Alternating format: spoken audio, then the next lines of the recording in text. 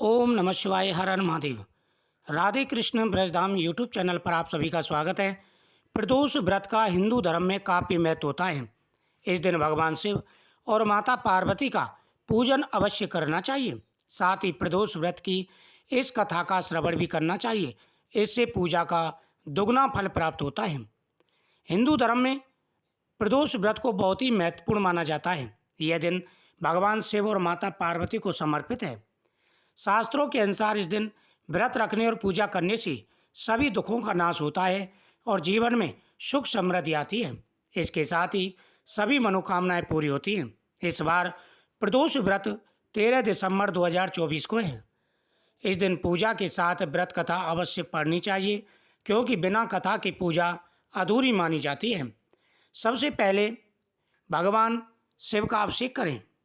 भगवान शिव का अभिषेक करने के बाद में भगवान का पंचामृत से अभिषेक करें और भगवान को भस्मी समर्पित करें। भगवान को चावल, पुष्प, फल समर्पित करें। माता पार्वती को श्रृंगार चढ़ाएं।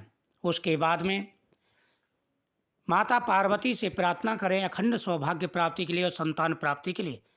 भगवान शिव से भी प्रार्थना करें और भगवान के सामने और माता पार्वती जी के सामने दीपक जलाएं।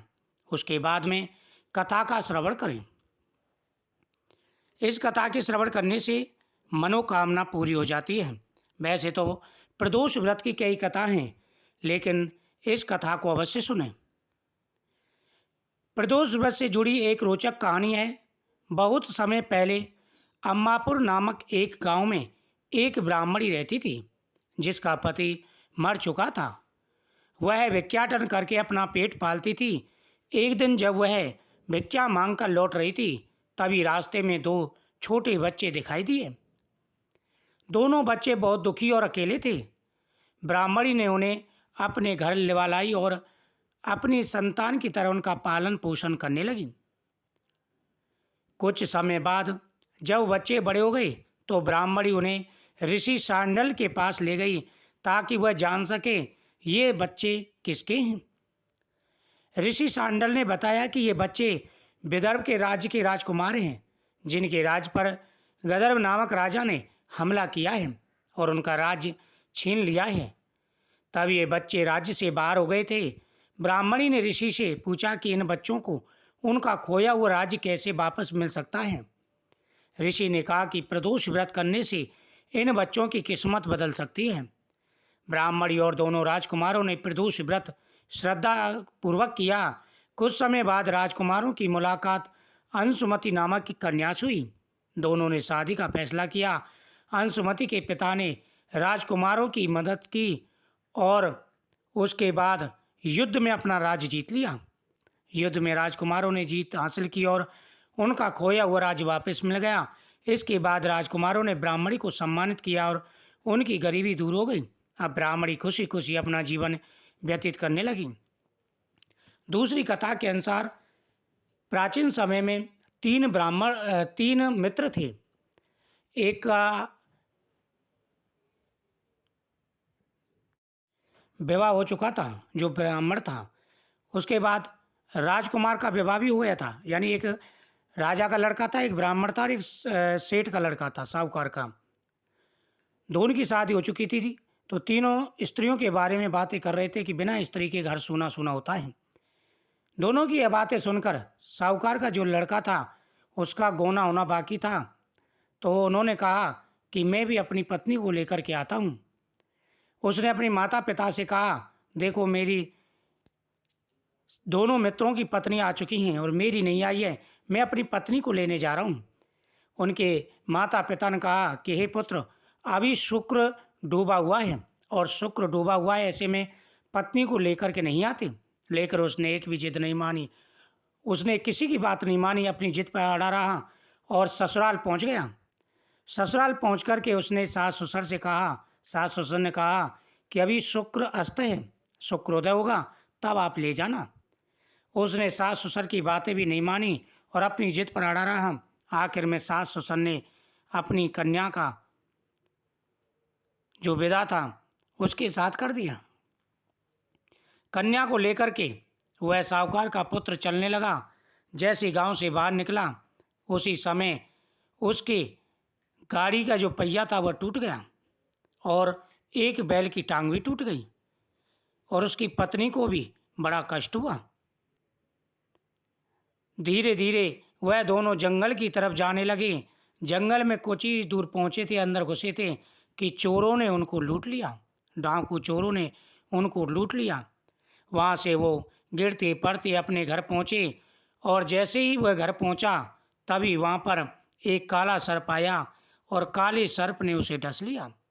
यानी पहले बैलगाड़ी टूटी, उसका पहिया टूटा और बैल का पैर टूटा, उसके बाद में चोरों ने उनको लूटा और फिर घर पर जैसे ही आया वहाँ पर एक सर्प ने आकर के उसको डस लिया। कितनी मुसीबतें आईं। बिना विचारे जो करे सो पीछे पछताए।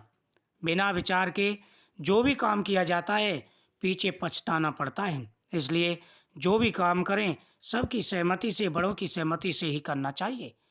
उसने जो काम किया वो गलत था, बड़ों की नहीं मानी और उसने पछतावा धोखा खाया। उसके पिता ने वैद्यों को बुलाया लेकिन कोई फायदा नहीं हुआ। वैद्य ने कहा कि सेठ जी, आपका बेटा सिर्फ 3 दिन जीवित रहेगा। जब उसके ब्राह्मण मित्र को यह पता चला तो वह भागा भागा आया और कहा कि आप ऐसा करिए, इसको वापस ससुराल भेजिए और इसकी पत्नी को भी वापस भेजिए, क्योंकि ये शुक्र अस्त में अपनी पत्नी को लेकर के आया है। इससे शुक्र देवता नाराज हो गए। ऐसा इसे नहीं करना चाहिए। उसे अपनी गलती का एहसास हुआ और वह अपनी पत्नी को लेकर के वापस गया। वहाँ जाकर के उसने अपने ससुराल वालों से भी क्षमा याचना की और फिर वह स्वस्थ होने लगा और फिर पूरे जीवन उसने ऐसी कोई गलती नहीं की।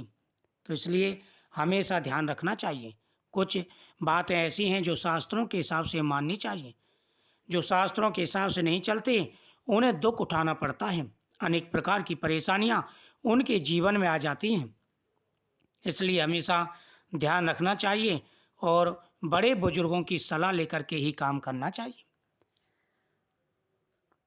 यह कथा सुनने के बाद में फिर भगवान को भोग लगाएं, आरती करें और फिर सभी लोगों में प्रसाद बांटें। इससे आपकी मनोकामना पूरी होगी, व्रत का पूर्ण फल प्राप्त होगा।